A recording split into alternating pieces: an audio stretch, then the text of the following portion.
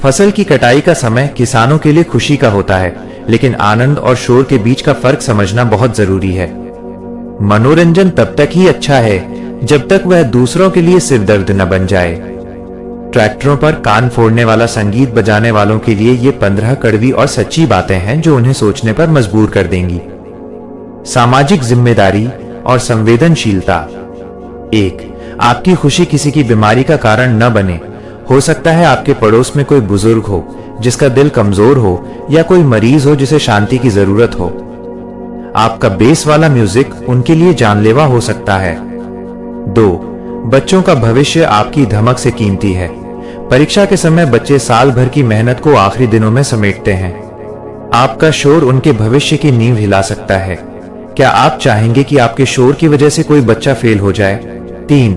मनोरंजन या मानसिक प्रताड़ना।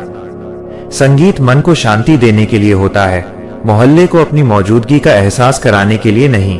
शोर मचाना मनोरंजन नहीं, बल्कि दूसरों को मानसिक रूप से परेशान करना है। 4.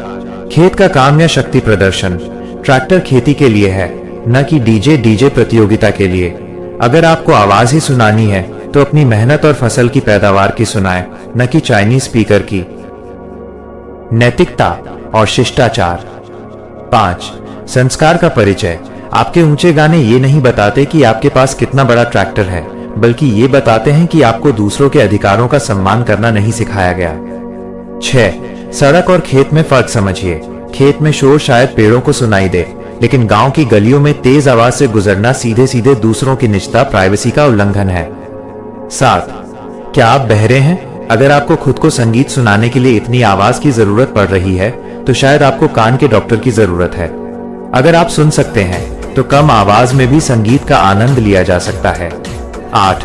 डर या सम्मान। जब लोग आपके आते ही खिड़कियां बंद कर लेते हैं तो वो आपका डर नहीं, बल्कि आपके प्रति उनकी घृणा है। सम्मान कमाया जाता है, शोर से छीना नहीं जाता। कुछ कड़वे सवाल। 9. अपनी बहन बेटियों का ख्याल। उसी गांव में आपकी भी बहन बेटियां और माताएं रहती हैं।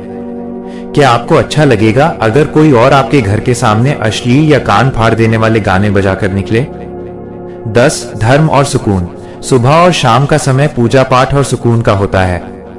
उस समय ऊंचे बेस वाले गाने बजाना ईश्वरीय शांति में खलल डालने जैसा है।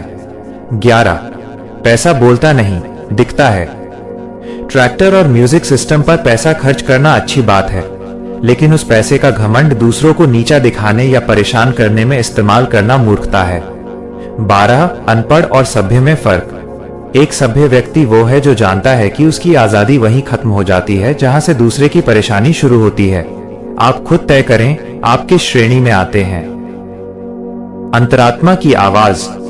13. दुआएं लें, बद्दुआएं नहीं। जब आप शोर मचाते हुए निकलते हैं तो पढ़ने वाला बच्चा या बीमार व्यक्ति आपको दुआ नहीं देता। मेहनत की फसल घर लाते समय लोगों की बद्दुआएं साथ न ले जाएं। 14. असली मर्दानगी।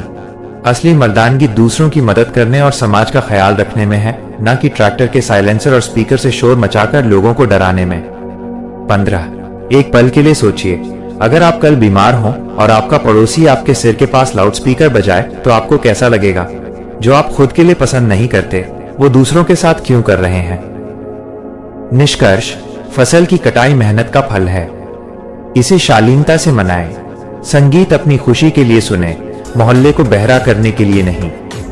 क्या आपको लगता है कि इस संदेश को गांव के व्हाट्सएप ग्रुप या सोशल मीडिया पर साझा करने से कुछ बदलाव आ सकता है?